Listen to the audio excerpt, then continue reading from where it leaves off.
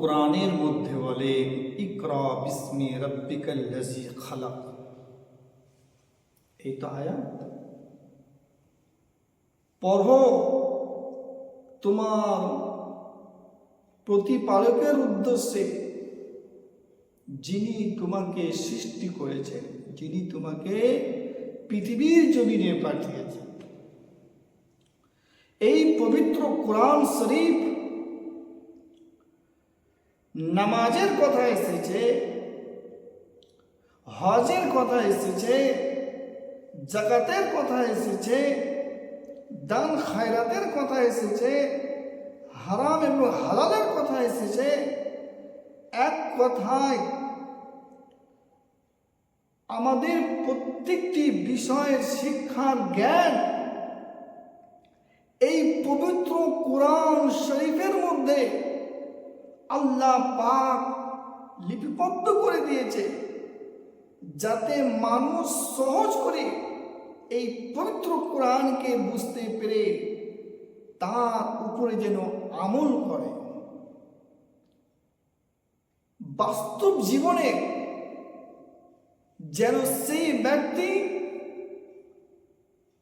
পৃথিবীর জমিনে যতদিন তার হায়াত আল্লাহ পাক রেখেছেন, সে হায়াতটুকু যেন এই কোরআনের প্রতি আমল করে, হাদিসের প্রতি আমল করে নিজের জীবনকে সুন্দর করে সাজিয়ে তার গন্তব্য স্থানে যেন পৌঁছাতে পারে।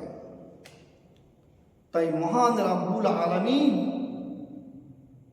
নামাজ পড়ার আগে, হজ করার পূর্বে, যাকাত দেওয়ার পূর্বে, দান খায়রাত করার পূর্বে, সমস্ত ইবাদত বন্দি করার পূর্বে আল্লাহ রাব্বুল ইজ্জাত বলছেন, তুমি আগে পড়ো, তুমি আগে জানো, তুমি আগে ইলম হাসিল করো, তুমি জ্ঞানকে আগে নিজের অন্তরের মধ্যে প্রবেশ করো, তাহলেই তুমি তোমার পক্ষে কোরআনের প্রতি আমল করা সহজ হবে, হাদিসের প্রতি আমল করা সহজ হবে।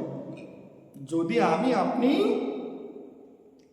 যদি আগে কোরআনকে যদি না বুঝি, হাদিসকে যদি আমরা না বুঝি, তাহলে আমাদের জীবনে প্রত্যেকটি বিষয় মনে হবে কঠিন। আর এই কঠিনের পথ চলতে গিয়ে আমরা দিনের পর দিন আমাদের জীবন থেকে আমাদের সময় কিন্তু অতিবাহিত হয়ে যাবে, আমরা কিছুই বুঝতে পারব না। দেখবেন গভীর রাত্রে সবাই যখন ঘুমিয়ে থাকে, দেখবেন বাড়ির কোনো দেওয়ালে ঘড়ির কাঁটা, সেকেন্ডের কাঁটা খাস খাস করে একটা আওয়াজ শুনতে পাওয়া যায়। আপনি কখনো বুঝতে পারছেন?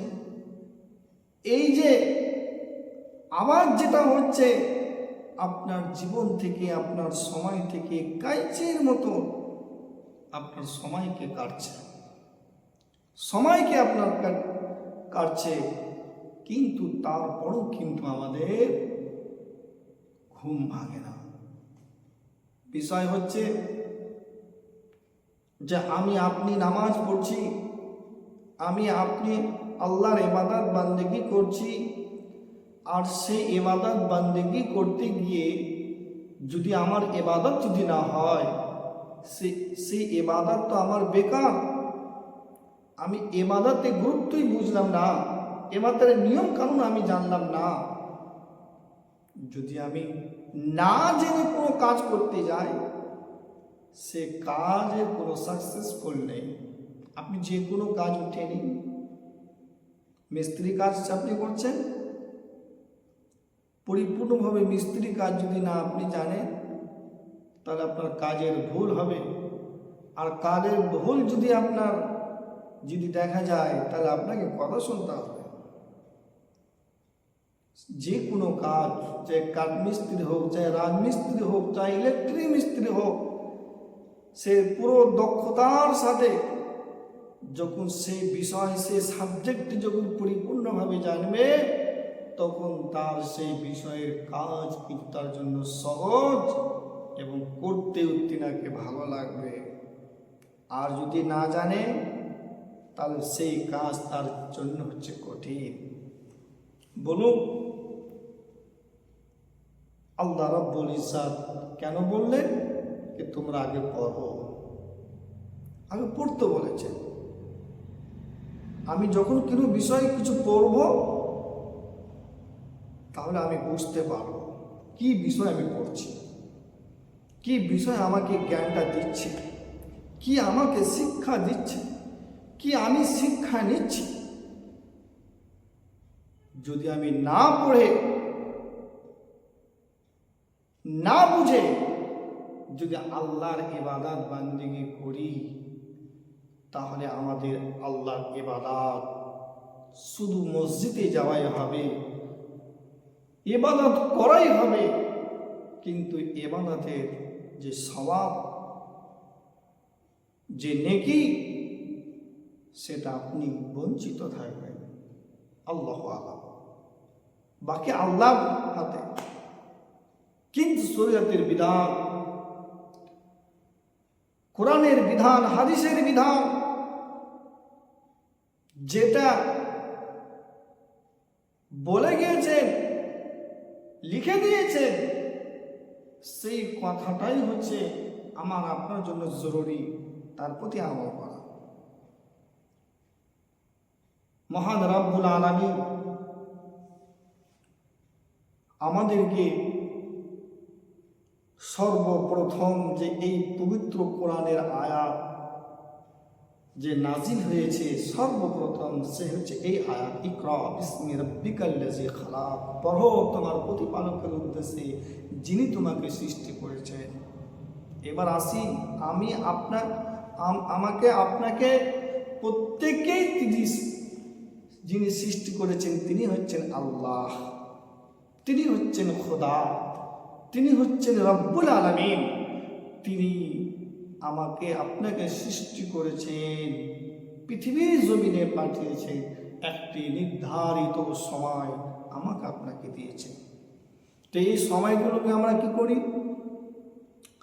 আল্লাহ রাসূল সাল্লাল্লাহু আলাইহি ওয়াসাল্লাম হাদিসের মধ্যে লিপিবদ্ধ করেছে কি, যখন তোমাদের ছেলে অথবা মেয়েদের 7 বছর যখন বয়স হয়ে যাবে, 7 বছর, তখন সেই অভিভাবক, পিতা ও মাতার কর্তব্য, দায়িত্ব যে সেই ছেলেকে, সেই মেয়েকে তার নামাজের কথা বলা, ইবাদতের কথা বলা, মসজিদে কিভাবে যেতে হবে সে আদবকে শিক্ষা, নামাজে কিভাবে দাঁড়াতে হবে সেটাকে প্র্যাকটিক্যালি বলা, নামাজে কিভাবে বসতে হবে সে নামাজের সে জ্ঞানকে বলা, নামাজের কোন দোয়া পাঠ করতে হবে। এই 7 বছর বয়স পূর্ণ হওয়ার পর একজন পিতা মাতার কর্তব্য এবং দায়িত্ব যে প্রত্যেকটি ছেলে মেয়েকে ইসলামের আদর্শ নিয়মে সেই সমস্ত ছেলে মেয়েদেরকে শিক্ষা দেওয়া, বাপ সোনা মনা এইভাবে নামাজ পড়তে হয়, এইভাবে মসজিদে যেতে হয়, এইভাবে সালাম করতে হয়, এইভাবে কালাম করতে হয়। বিরাদার, প্রত্যেকটি পিতা মাতার প্রথম দায়িত্ব হচ্ছে 7 বছর বয়স হওয়ার পর তাকে এই ধরনের শিক্ষা দেওয়া। কতদিন ধরে দিবে? 3 বছর, 7, 8, 9, 10, 3 বছর, 11 বছর পর তার উপরে প্রত্যেকটি শরীয়তের বিধান লাগু হয়ে যায়, প্রত্যেকটি কানুন তার উপরে মানা চলা, হারাম হারাম ইত্যাদি জানা অজানা সমস্ত কিছু তার উপরে জরুরি হয়ে যায়, অপরিহার্য হয়ে যায়। যখন তার বয়স 11 পূর্ণতা হয়ে যায়।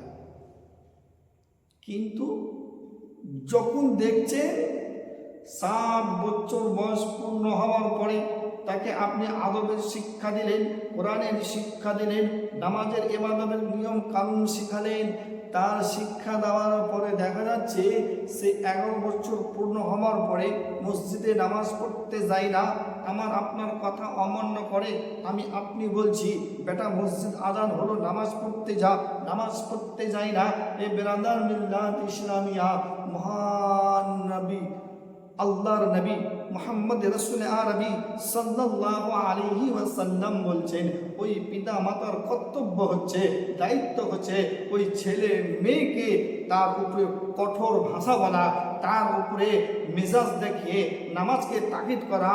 যদি তারপরেও যদি সেই সন্তান, সেই ছেলে যদি আপনার কথা যদি না শুনে, তার যদি আপনার কথা অমান্য করে, আল্লাহর নবী বলতেছে তোমার প্রয়োজন যদি হয় তাহলে লাঠি নাও, লাঠি নিয়ে আঘাত করো, প্রহার করো, যাতে তিনি সেই মসজিদে গিয়ে আজানের ধ্বনিতে গিয়ে নামাজ পড়তে যায়। দেখা যায় আপনার লাঠির প্রভাবে, লাঠির আঘাতেই যদি সেই ছেলে নামাজ আপনার কথা মান্য করছে না, অমান্য করে দিচ্ছে, আপনার কথা গুরুত্ব দিচ্ছে না, আল্লাহর নবী মুস্তাফা সাল্লাল্লাহু আলাইহি ওয়াসাল্লাম বলছেন ওই ছেলে অথবা মেয়েকে বলা হচ্ছে কি তাদের জন্য খাবারকে বন্ধ করে দাও,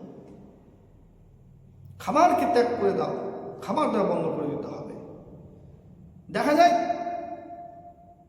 2 দিন 3 দিন খাবার বন্ধ করে দেওয়ার পরেও যদি সেই সন্তান, সেই ছেলে অথবা মেয়ে আপনার কথার প্রতি কোনো গুরুত্ব দিচ্ছে না, আপনার কথার প্রতি আমল করতেছে না, আল্লাহর নবী মুস্তাফা সাল্লাল্লাহু আলাইহি ওয়াসাল্লাম বলছেন ওই পুত্র সন্তানকে ঘরে দুয়ারের ভিতরে বন্ধ করে দাও দরজা লাগিয়ে।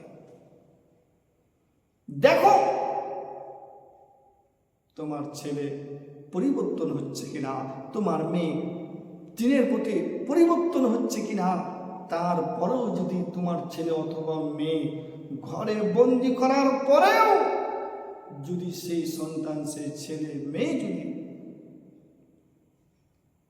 তোমার কথা গুরুত্ব দেয় না, নামাজের কথা বললে সে নামাজ পড়তে যায় না, ইবাদতের কথা বললে, যাবতীয় আমলের কথা বললে আপনার কথা গুরুত্ব দেয় না, তখন আল্লাহ রাসূল সাল্লাল্লাহু আলাইহি ওয়াসাল্লাম শেষ বার্তা দিচ্ছেন যে সেই ছেলে অথবা মেয়েকে ঘাড় ধাক্কা দিয়ে বাড়ি থেকে বের করে দাও।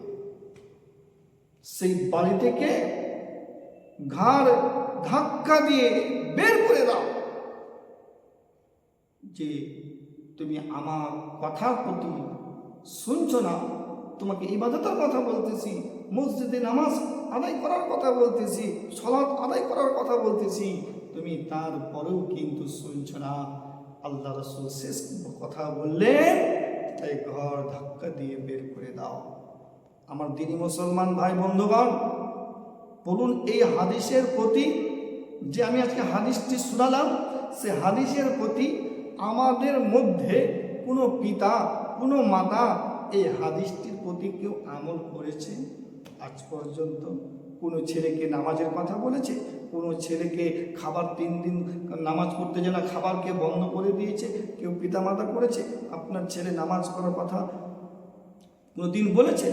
কোনো বাড়িতে 4 দুয়ারের মধ্যে বন্দি করে রেখেছেন, তারপরে আপনার কথা না শুনে বাড়ি থেকে তাড়িয়ে দিয়েছেন? তা কি কোনোদিন করেছেন? না। আমি আপনি কখনো এই প্রাথমিক শিক্ষাতে আমরা সেই ছেলে মেয়েদেরকে আমরা সেই শিক্ষা আমরা বলিনি।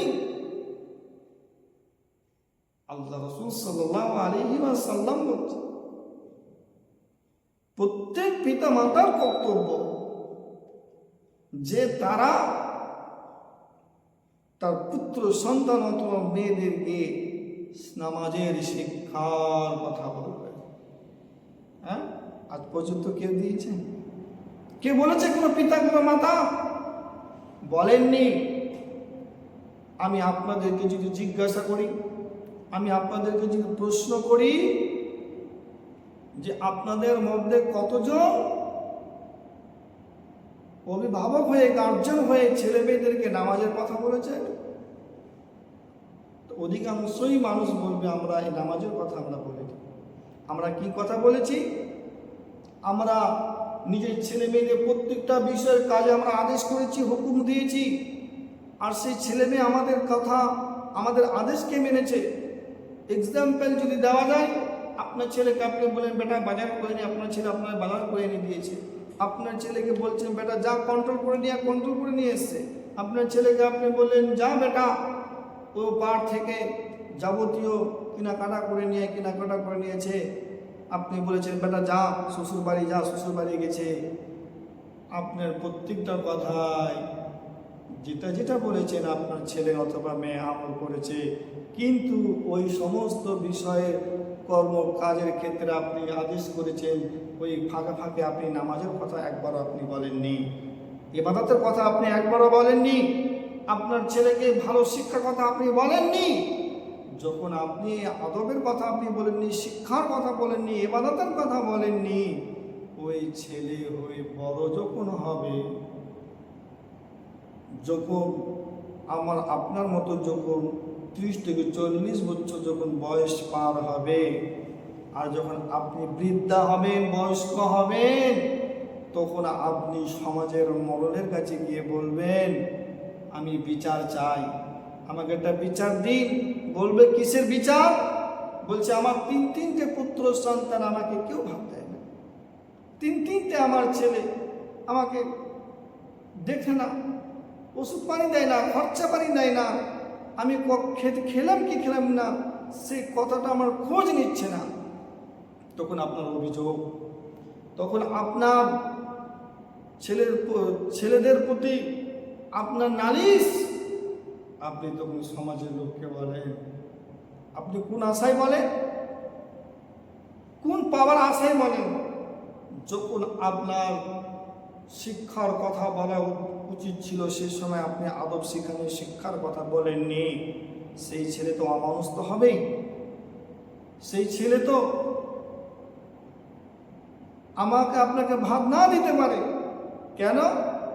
তার ভিতরে সেই যে জ্ঞানটাকে দেওয়ার কথা প্রয়োজন ছিল, যে বয়সটা শিক্ষার অর্জন করার সময় ছিল, আদব শিক্ষার সময় ছিল, সেই সময়টা আপনি বিভিন্ন কাজে আপনি ব্যবহার করেছেন বলে, কিন্তু আসল যেটা কাজ আপনি সেটাই করেননি। সেই বয়সে কিসের আশা করছেন? ব্রাদার, এমনও পিতা আছে যে জীবনের ছেলে মেয়েদেরকে নামাজের কথা বলে না। সাবধান, কাল কিয়ামতের মাঠে আসরের দিনে ওই পুত্র সন্তানকে যখন জিজ্ঞাসা করা হবে কি তুমি নামাজ কেন পড়ো, আল্লাহ পাক জিজ্ঞাসা করবে তুমি নামাজ কেন পড়ো, তিনি এক বাক্যেই তিনি উত্তর দেবেন, আমার আব্বা কোনোদিন কোনো সময় নামাজের তাকিদের কথা আমাকে বলেনি, নামাজ পড়ার কথা অনুমতি দেয়নি, আদেশ করেনি, হুকুম দেয়নি যা বেটা মসজিদে নামাজ পড়তে যা, আমার উপরে কোনো নামাজের প্রেশার দেয়নি আমাকে। তিনি একটি শব্দ বলে সেখান থেকে তিনি ফিরে যাবেন। তখন আমাকে আপনাকে ধরবে, তুমি তোমার সন্তানকে নামাজের কথা বলনি, এটা তো হাদিসের কথা। আল্লাহ পাক নবী মুহাম্মদ রাসূলুল্লাহ সাল্লাল্লাহু আলাইহি ওয়াসাল্লাম বলেছেন, তোমাদের ছেলে অথবা মেয়েদেরকে প্রাথমিক শিক্ষাতে 7 বছর বয়সের সমস্ত নিয়ম কানুন শেখাও, 11 বছর পূর্ণতা হয়ে গেলে তাকে নামাজের তাকিদ দাও, টর্চার করো, তার বিস্তারকে আলাদা করে দাও, বিছানাকে আলাদা করে দাও। এই হাদিসের প্রতি আমরা আমল করি। পেরাদার মিল্লাত ইসলামিয়া, আমরা বিভিন্ন রকমের আমরা প্রশ্ন করে থাকি, বিভিন্ন রকমের আমরা চর্চা করে থাকি, কিন্তু কখনো জীবনে আমরা নিজের সন্তানদেরকে সঠিক পথ যদি আপনি দেখান, তাহলে আপনি হচ্ছেন পিতা ও মাতা। তাই মহান রাব্বুল আলামিন বলছেন, যে কোনো বিষয়ে তুমি আগে জ্ঞান অর্জন করো, পড়ো, ইকরা বিসমি রাব্বিকাল্লাযী খালাক। আল্লাহ পাক বলছেন তুমি পড়ো তোমার প্রতিপালকের উদ্দেশ্যে, যিনি তোমাকে সৃষ্টি করেছেন। বেরাদা, আমি নামাজ যখন পড়ব, নামাজের জ্ঞান কিন্তু আমার থাকতে হবে। যখন আমি মসজিদে যখন প্রবেশ করব, মসজিদের আমাকে জ্ঞান আমাকে রাখতে হবে। এই নয় মসজিদটা হচ্ছে আল্লাহর ইবাদত করার ঘর, আর সেই ঘরে গিয়ে যদি আমরা দুনিয়ার কোনো আলোচনা, দুনিয়ার কোনো গুপ্তগু, দুনিয়ার কোনো ভাষা, অশ্লীল ভাষা যদি আমরা মসজিদ যদি ব্যবহার করি, তাহলে তো আমাদের মসজিদের ইবাদতের ঘর আর নিজের বাড়ির মধ্যে পার্থক্যটা কোথায় থাকে? আমরা বাড়িতে সব রকমের ভাষায় কথা বলি, সব নিয়ে কথা বলি, কিন্তু মসজিদে সব বিষয়ে কথা বলা যাবে না। আপনাকে মসজিদে যখন আপনি প্রবেশ করবেন, মসজিদে যখন আপনি ইবাদতের উদ্দেশ্য করে আসবেন, তো আপনি সর্বপ্রথমে নিয়ত করে নিতে হবে মসজিদে ইবাদতের উদ্দেশ্যে, যে ইতিকাফ যেটাকে বলা হয়, আপনি ইতিকাফের উদ্দেশ্য করে যখন নিয়ত করবেন, তো ইতিকাফ যখন আমরা পবিত্র মাহে রমজান মাসে যখন ইতিকাফ মসজিদে যখন থাকে, সে ব্যক্তি কিভাবে থাকে? তিনি ইবাদত করে, রাত জেগে জেগে আল্লাহর ইবাদত উপাসনা করে, কোরআন তেলাওয়াত করে, তাসবিহ তাহলিল করে, কিন্তু কখনো তিনি মানুষের সাথে কথা বলেছেন না। তিনি তাকওয়ার হাসিলের জন্য তিনি পরহেজ করেছেন, তাই তিনি ইবাদতের উদ্দেশ্য করে ইতিকাফে মসজিদে প্রবেশ করেছেন। সেই যদি পবিত্র মাহে রমজান মাসে ইতিকাফের উদ্দেশ্য করে আল্লাহর ইবাদত উদ্দেশ্যে যদি সন্তুষ্টির জন্য তিনি এই মানুষের সঙ্গে কথাবার্তা, বাইরে বের হওয়া যাবতীয় বন্ধ করে দেয়, তো তুমি কেমন মুসলমান যে আমরা 5 ওয়াক্ত নামাজ পড়তে এসে মসজিদে নিজেকে যতক্ষণ আমরা নামাজের জন্য আসি, সেই সময় যদি আমরা ইতিকাফের যদি নিয়ত করে যদি ইবাদত বান্দেগি যদি না করতে পারি, এর চাইতে আর দুর্ভাগ্য মুসলমান কি হতে পারে? আর আপনাকে 24 ঘন্টা তো মাহে রমজান মাসের মতো ইতিকাফ থাকতে নিয়ত করার কথা বলা হয়নি। আপনাকে শুধু বলেছে যতক্ষণ আপনি আল্লাহর মসজিদে ইবাদত করতে যাবেন, ততক্ষণ আপনি মসজিদের প্রথম প্রবেশ পথে আপনি নিয়ত করে নিয়ে নিজের জবানকে লাগাম দিয়ে দিন যে আপনার যে উদ্দেশ্য সেটা হচ্ছে আল্লাহর ইবাদত করা, আল্লাহর উপাসনা করা। তা আপনি যতক্ষণ পর্যন্ত নিয়ত ইতিকাফের উদ্দেশ্য করে মসজিদে ইবাদত করার জন্য আপনি প্রবেশ করবেন, মহান রাব্বুল আলামিন বলছে তোমার প্রত্যেকটার কর্মতে আল্লাহ পাক নেকি দিয়ে থাকে। বলুন সুবহানাল্লাহ। হ্যাঁ, আপনি যদি মসজিদে উদ্দেশ্য করে প্রবেশ করে যদি আপনি মসজিদে যদি খাবার যদি খান, সেই খাবারটাও কিন্তু আপনার নেকির মধ্যে পড়ে যাবে। আপনি যদি ইতিকাফের উদ্দেশ্য করে যদি আপনি যদি বসে বসে যদি তাসবিহ পাঠ করেন, তাসবিহ নেকি তো পাবেন, তার সাথে সাথে ইতিকাফের হালাতে আপনি তাসবিহ পাঠ করার চাইতেও তুমি দুগুণ নেকি পাবেন। তো কই আমরা তো মসজিদে এসে তো সেভাবে আদব করা আমরা রাখি না। মসজিদ আমরা দুনিয়ার গল্প, দুনিয়ার ভাষা, দুনিয়ার আমরা আলোচনা করে থাকি। তাই মুসলমান, আমরা মসজিদে এসে যদি আল্লাহর ইবাদত বান্দেগি করার যদি আমার উদ্দেশ্য যদি বাইরে কোনো টার্গেট যদি থাকে, তাহলে তো আপনি নিজের সময়কে নষ্ট করছেন। এমন মুসলমান আছে, এমন মুসল্লি আছে পৃথিবীর জমিনে, যে সারা বছর সময়কে অতিবাহিত করে 40-50 বছর বয়স যখন তার হলো, তখন তিনি নামাজ পড়ার জন্য মসজিদে গেল। হ্যাঁ, মসজিদে। আচ্ছা বলুন, 40 বছর বয়সে কোনো ব্যক্তি যদি নামাজ পড়ার জন্য মসজিদে গেল, ধরল, আলহামদুলিল্লাহ, খুব ভালো কথা, কিন্তু মসজিদে নামাজ পড়লো, 40 বছরে শুরু করলো, তাহলে আল্লাহর হাদিস অনুযায়ী তার উপরে নামাজ কখন থেকে লাগু হয়েছে, কখন থেকে ফরজ হয়েছে, তার শরীয়তের বিধান কখন তার উপরে দায়িত্ব পড়েছে, যখন তার 11 বছর পূর্ণতা হয়ে গিয়েছে। তো 11 বছর থেকে আমি মেনে নিলাম, ইয়ংটি বয়সে, চলতি ফর্তি বয়সে 11 পার হয়ে গেল, 12 পার হয়ে গেল, 13 পার হয়ে গেল, 14 পার হয়ে গেল, 15 বছর বয়স, একদম পরিপূর্ণ জ্ঞান বৃদ্ধির মানুষ। যদি 15 বছর থেকে যদি দেখা যায়, তো আপনার জীবনে 25 বছর ইবাদত আপনি করেননি। 40 বছর বয়সে নামাজ আপনি ধরেছেন, আর 15 বছর যদি হিসাব করে যদি দেখা যায়, তো আপনার জীবনে আপনি 25টি বছর আপনি আল্লাহর ইবাদত করেননি।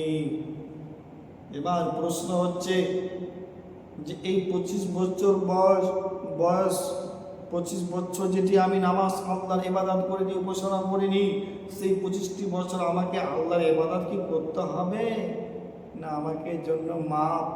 এই বেরাদার, এই প্রশ্ন, এই মশলা আমি কোনো মুফতি সাহেবের কাছে আপনারা কি জিজ্ঞাসা করেছেন? কোনো আলিমের কাছে জিজ্ঞাসা করেছেন? কোনো মুফতি সাহেবের কাছে জিজ্ঞাসা করেছেন? কোনো মসজিদের ইমামের সাহেবের কাছে কোনো জিজ্ঞাসা করেছেন? হে মাওলানা সাহেব, হে ইমাম সাহেব, আমি 40 বছর বয়সে যখন আমার হলো, আমি নামাজ পড়তে স্টাডি করলাম, নামাজ পড়তে শুরু করলাম, তো বিষয় হচ্ছে আমার বাকি বছরগুলো যে আমি নামাজ পড়িনি, সালাত আদায় করিনি, সেই নামাজগুলো কি আমার জন্য বড় জরুরি না আমার জন্য জরুরি নয়? এই প্রশ্ন কিন্তু আমরা করিনি, আমরা কখনো জানার চেষ্টা করিনি। মুসলমান, এ ব্রাদার মিল্লাত ইসলামিয়া, ওই 40 বছর পড়া নামাজ শুরু করা ব্যক্তি যখন একদিন নামাজ পড়লো, 2 দিন নামাজ পড়লো, 3 দিন নামাজ পড়লো, এই করতে করতে যখন 21 দিন যখন নামাজ তার কমপ্লিট হলো, 21 দিন তার নামাজ মসজিদে গিয়ে পড়লো, ব্রাদার মিল্লাত ইসলামিয়া, 21 দিনের মাথায় তিনি বলতেছেন, আমি ইমাম সাহেবের ভুল ধরে নিয়েছি, আমি ইমাম সাহেবের ভুল ধরে নিয়েছি। তিনি গর্বের সাথে মেজাজ নিয়ে মুসল্লিদের সামনে তিনি বলতে থাকে, এরে তোরা তো দীর্ঘদিন ধরে মসজিদে নামাজ পড়তে আসছিস, কই তোরা তো ইমাম সাহেবের ভুল ধরতে আজও পারলি না? আমি 21 দিনের মাথায় দেখ আমি ইমাম সাহেবের ভুল ধরে নিয়েছি। হে ব্রাদার, 21 দিনের মাথায় আমি আপনি কি করি? ইমাম সাহেবের ভুল ধরি। হ্যাঁ, আজ পর্যন্ত কেউ ধরতে পারে? এই না আমরা মুসল্লি? নামাজ কি জিনিস যদি জিজ্ঞাসা করতে হয় হযরতে আলীকে জিজ্ঞাসা করুন। নামাজ কি জিনিস জিজ্ঞাসা যদি করতে হয় আবু বকর সিদ্দিককে জিজ্ঞাসা করুন। নামাজ কি জিনিস জিজ্ঞাসা যদি করতে হয় হযরত উমরকে জিজ্ঞাসা করুন। নামাজ কি জিনিস জিজ্ঞাসা যদি করতে হয় হযরত উসমান গনিকে জিজ্ঞাসা করুন। নামাজ কি জিনিস সাহাবীদেরকে জিজ্ঞাসা করুন। নামাজ কি জিনিস তাবেঈনদেরকে জিজ্ঞাসা করুন। নামাজ কি জিনিস বুজুর্গানের দ্বীনকে জিজ্ঞাসা করুন। নামাজ কি জিনিস গাউসে পাক সৈয়দ কুতুব রব্বানী আব্দুল কাদের জিলানীকে জিজ্ঞাসা করুন। নামাজ কি জিনিস খাজা মুঈন চিশতি আল হারুনীকে জিজ্ঞাসা করুন। এই ব্রাদার মিল্লাত ইসলামিয়া, পৃথিবীর জমিনে যত আল্লাহর নেককার মুমিন মুসলমান পৃথিবীর জমিনে এসেছেন, তিনাদেরকে জিজ্ঞাসা করুন নামাজ কি জিনিস। আর আমি আপনি 40 দিন নামাজ শুরু করার পরে 21 দিনের মাথায় আমরা ইমাম সাহেবের ভুল ধরি। ইমাম সাহেব ভুল করে ফেলেছে, হ্যাঁ, সেটাকে নিয়ে আমরা আলোচনা করি, সেটাকে নিয়ে আমরা চর্চা করি, আমরা মানুষের মাঝে মাঝে কথা বলে বেড়াই। হে বেরাদার, আমি আপনি কেমন মুসল্লি যে আমরা ইমাম সাহেবের ভুল ধরি? খবরদার, সুইয়ের ফুটা লক্ষ্য করছি আমরা, একটি ছিদ্র আমরা দেখছি, কিন্তু চালনি যে এতগুলো যে ফুটা রয়েছে, চালনিতে এতগুলো যে ফোঁটাগুলো রয়েছে, সেই ফোঁটাগুলো কিন্তু আমরা একবারও দেখিনি, একবারও লক্ষ্য করিনি। একটি সুইয়ের ফোঁটা কিন্তু আমরা উঠতে বসতে আমরা লক্ষ্য করতেছি। এই তো আমরা মুসল্লি, এই তো আমরা মুসলমান। কিন্তু বাস্তব কথা হচ্ছে যে নিজের জীবনের চালনির মতন যে ফোঁটা রয়েছে, সে ফোঁটাকে আপনাকে দায়িত্ব, আপনাকে ফোঁটাগুলো বন্ধ করার কাজ হচ্ছে আপনার। আর একটি সুইয়ের ফোঁটা দিকে আপনি লক্ষ্য করতেছেন না। মুসলমান, আমি আপনি আল্লাহর ইবাদত করার জন্য মসজিদে আসি, সালাত আদায় করার জন্য আমরা মসজিদে আসি, ইমাম সাহেবের ভুল ধরার জন্য নয়। মুসলমান, আমি আপনাকে উদ্দেশ্য করে বলছি যে মহান রব্বুল আলামিন বলছে তোমরা আগে তোমরা জানো। বেরামা, আমি আপনি জানতে কি কখনো ইমাম সাহেবকে জিজ্ঞাসা করেছি? বেরাদার, একজন 40 বছরের বয়স হয়ে গেল। 40 বছর বয়স হওয়ার পরে ওই ব্যক্তি নামাজ শুরু করেছে। জোহরের নামাজ পড়ার জন্য তিনি 1 ঘন্টা আগে প্রবেশ করেছে। জোহরের নামাজ পড়ল এবং আসরের নামাজ পড়ে তিনি মসজিদ থেকে বের হলো। আবার তিনি বাড়ি গেলেন। বাড়ি গিয়ে মাগরিবের নামাজের উদ্দেশ্য করে মসজিদে এলেন। মসজিদে আসার পরে মাগরিবের নামাজ পড়ে মসজিদে আর বের হলো না। মসজিদে বসে বসে তিনি থেকে গেলেন। এশার নামাজ পড়ে মসজিদ থেকে বের হলো। আবার ফজরে নামাজ পড়ার জন্য মসজিদে এলো। সব মুসল্লি মসজিদ থেকে নামাজ যেমনি শেষ হয়ে গেল, সব মুসল্লিগণ মসজিদ থেকে বের হয়ে নিজ নিজ জায়গায় চলে গেল, নিজ নিজ ভবনে চলে গেল। কিন্তু ওই ব্যক্তি মসজিদে থেকে গেল। সকাল 8টা বেজে গেল, তখন সে ব্যক্তি মসজিদ থেকে বের হচ্ছে। পাড়া প্রতিবেশী দেখছেন এই বান্দাটা 40 বছরে আল্লাহর ইবাদত করেছে, আল্লাহ তাকে হেদায়েত করেছে, আল্লাহ তাকে সঠিক পথে নিয়ে এসেছে। দেখছেন একজন বৌমা ওই ব্যক্তিকে ফলো করছেন দীর্ঘদিন ধরে। তিনি বলতেছে এটা অমুকের শ্বশুর না? বলছে হ্যাঁ। বাপরে! তিনি জানার পরে ওই যে মুসাল্লি তার বৌমার কাছে গিয়ে বলছে, আলোচনা করছে বিড়ি দিতে গিয়ে, বলছে বহিন তোমার শ্বশুর এত যে পরিবর্তন, সব মুসল্লির নামাজ পড়া শেষ হয়ে যাচ্ছে কিন্তু তোর শ্বশুরের নামাজ পড়া শেষ হয় না। জোহরে ঢুকছে, আসর পড়ে বের হচ্ছে, মাগরিবের সময় ঢুকছে, এশা নামাজ পড়ে বের হচ্ছে, ফজরে ঢুকছে তো একদম সকাল 8টার সময় বের হচ্ছে। এত পরিবর্তন! সে বৌমা হাসতে লাগলো তার কথা শুনে। তুমি হাসছো কেন? কি হয়েছে? তিনি নিজে বৌমা বলতেছে তুমি যে আমার শ্বশুরকে যে দেখছো মসজিদে সবসময় পড়ে থাকছে, সবসময় মসজিদেই থাকছে, সবসময় আল্লাহর মসজিদে ইবাদত করছে, এটা আমার কথাতে কেমন? বলছে আমি আমার শ্বশুরকে নামাজের কথা বলেছি, তাই তিনি নামাজ পড়তেছে। তুমি নামাজ পড়তে বলেছো তার মানে? বলছে আমার শ্বশুরের 40 বছর বয়স হয়ে গিয়েছে, তার ঠান্ডা লেগে বুকের মধ্যে কফ জমে গিয়েছে, আর কফ জমে থাকার কারণে যখন তিনি খাও খাও করে যখন কাশত, তার মুখ থেকে শুধু কফ আর পেলসা পেলসা পানির মতো মুক্ত।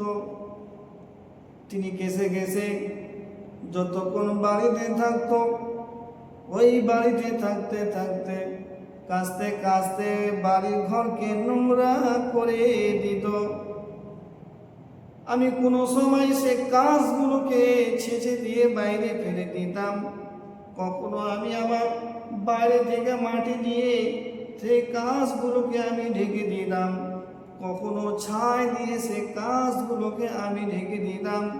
আমি দেখছি আর আমি পারছি না, আমি আর কত করব, তার কাশিও ভালো হয় না। আর তিনি যখন কাশতে শুরু করে রে বহিন, কাঁসা বন্ধ হয় না, শুধু কপ আর কপ উঠে। আমি বিরক্ত হয়ে আমি আমার শ্বশুরকে বললাম, যদি কাশ যদি ফেলতে যদি হয়, থুতু যদি ফেলতে যদি হয়, যদি তোমার নোংরা যদি করতে যদি ইচ্ছা হয়, তাহলে আর বাড়িতে করিও না, এরপর থেকে তুমি মসজিদে গিয়ে ড্রেনে করো। তাই আমার কথা শুনে মসজিদে যখন আমাকে কপ ফেলতে হবে, মসজিদে গিয়ে যখন আমাকে থুতু ফেলতে হবে, তাই সেই 40 বছর মুসাল্লি, সে 40 বছর বয়স্ক, তিনি আল্লাহর হুকুমে ইবাদত করতে মসজিদে আসেনি। আল্লাহর ইবাদতের উদ্দেশ্য করে 24 ঘন্টা মসজিদে পড়ে থাকা, মসজিদে করার জন্য আসেনি। তিনি এসেছে তার বৌমার চাপে, বৌমার কথাতে। যদি মসজিদে বাড়িতে কাজ না পেলে তুমি মসজিদে গিয়ে কাজ ফেলো। সেই মসজিদে কাজ ফেলার জন্য তিনি দুপুরে যাই, একদম আসর পরে বের হয়, মাগরিবের সময় ঢুকে, এশা পরে বের হয়, ফজরের সময় ঢুকে, 8টার সময় বের হয়। হে জগতের মানুষ, এরকম এমন ব্যক্তি আছে যিনারা আল্লাহর উদ্দেশ্য করে ইবাদত করে না, মানুষকে দেখে আল্লাহর ইবাদত বান্দেগি করে। এমনও অনেক মানুষ আছে সারা জীবন এদিক ওদিক করে সময়কে কাটিয়ে শেষ বয়সে নামাজ পড়তে আসলো মসজিদে। আর শেষ বয়সে নামাজ পড়া ব্যক্তিকে যখন বলা হয়, বাবাজি এটা আপনার ভুল হয়েছে, এইভাবে করবেন, তখন তিনি আর মেজাজ টলবলিয়ে যায়, আপনার কথা আর লিখবে না। দেখি তিনি নামাজ পড়ে নিজেকে বড় মুসল্লি, বড় জ্ঞানী, বড় একজন আবিদ হয়ে গিয়েছে, আমার আপনার কথা তখন আর নেয় না। বুঝেছেন? আল্লাহ রাসূল সাল্লাল্লাহু আলাইহি ওয়াসাল্লাম বলছেন, যদি তোমরা যদি না জানো তাহলে তোমরা আগে জানো। যা সামিনে হাসনাত, আজকে বর্তমানে শিক্ষা, জ্ঞান, ইলম, শিক্ষার কোনো সময় নেই। যখন আপনি শিখবেন তখনই কিন্তু আপনার দ্বারা শিক্ষা হবে। আল্লাহ রাসূল সাল্লাল্লাহু আলাইহি ওয়াসাল্লাম হাদিসের মধ্যে বলেছেন যে একজন ছেলে একজন মেয়ে তার জন্ম হওয়ার পর থেকে কবরে যাওয়া আগে পর্যন্ত সেই ইলম শিক্ষা, কোরআনের শিক্ষা, হাদিসের শিক্ষা, মারফাতের শিক্ষা, তরিকাতের শিক্ষা, তিনি জ্ঞানকে অর্জন করতে পারে, কোনো বাধা নেই, কোনো অসুবিধা নেই। কোনো ব্যক্তি যদি মনে করে আমি 40 বছরের মাদ্রাসাতে পড়বো, সে মাদ্রাসাতেও পড়তে পারে, সেখান থেকে ইলম হাসিল করতে পারে, কোনো বাধা নেই। কিন্তু বর্তমানে আধুনিক শিক্ষা, যে আমাদের ছেলে মেয়েকে যে আমরা যে আজকে বর্তমানে গুরুত্ব দিয়ে পড়াচ্ছি, পয়সা দিয়ে পড়াচ্ছি, টাকা দিয়ে পড়াচ্ছি, সেই শিক্ষার কিন্তু একটা বয়স নির্ধারিত করা আছে। আপনাকে 15 থেকে 16 বছরের মধ্যে কিন্তু আপনাকে মাধ্যমিক পাস করতে হবে, 17 থেকে 18 প্লাস মধ্যে থেকে আপনাকে এইচএস পাস করতে হবে, 21 থেকে 22 বছরের মধ্যেই আপনাকে গ্র্যাজুয়েট কমপ্লিট করতে হবে। কোনো 40 বছর কোনো 35 বছর কোনো যুবক যুবতী যদি মনে করে যে আমি 15 বছরে মাধ্যমিক দেবো, তা কোনো আপনার আশা নেই। কেন? এটা দুনিয়ার শিক্ষা। কিন্তু আল্লাহ রসুল সাল্লাল্লাহু আলাইহি ওয়াসাল্লামের যে শিক্ষা, যে তুমি জন্ম হওয়ার পর থেকে কবরে যাওয়া আগে পূর্ব পর্যন্ত আমি আপনি শরীয়তের জ্ঞান, তরিকতের জ্ঞান, কোরআনের জ্ঞান আমরা নিতে পারি, শিক্ষা অর্জন করতে পারি। কোনো নির্দিষ্ট বয়স বেঁধে দেওয়া হয়নি যে এই শিক্ষা এই বয়সে শিখতে হবে। না বেরাদার, আপনি কবরে যাওয়া আগে পর্যন্ত আপনাকে জানতে হবে আল্লাহ রসুলের কোরআন কি, হাদিস কি, ইজমা কি, কিয়াস কি। হে মুসলমান, আমি যত জানব তত কিন্তু আমাদের ইবাদতের করার উদ্দেশ্য আমাদের আগ্রহী চাইবে। তাই আসুন লম্বা চওড়া না করে আমাদের যে আজকে উদ্দেশ্য, যে আমাদেরকে আগে জানতে হবে যে কোনো জিনিস ইবাদতের যে নিয়ম কানুন আছে, আমি যদি না জেনে যদি ইবাদত করি, সেই ইবাদত আমার কাজে দিবে না। তাই কমসে কম আপনাদের ছেলে অথবা মেয়েদেরকে মাদ্রাসাতে আলিমের দিন না করতে পারলেও, মুক্তি না করতে পারলেও, মুহাদ্দিস না করতে পারলেও, কমসে কম তাকে শরীয়তের জ্ঞান পর্যন্ত মাসলা মাসাইল যেন সে বুঝতে পারে, তার প্রতি আমল করতে পারে, সেই পর্যন্ত যদি আপনি শিক্ষা দিতে পারেন, এটাই আপনার কাছে অনেক। আলিম হওয়াটা তো খুব ভালো, কিন্তু কোনো ছেলে অথবা মেয়ে আলিম যদি না হতে পারে, তাহলে কমসে কম তিনাকে কোরআন শুদ্ধভাবে পড়া, মাসলা মাসাইলকে জানা এবং তার প্রতি আমল করা, এইটুকু জ্ঞান থাকলে তার কাছে অনেক। তাই মুসলমান, আমি আপনাদেরকে বলবো, আপনাদের ছেলেমেয়েদেরকে আদবের শিক্ষা দিন, কোরআনের শিক্ষা দিন, যাতে সে সৌন্দর্যভাবে আল্লাহর ইবাদত করতে পারে, সেইভাবে আপনি শিক্ষা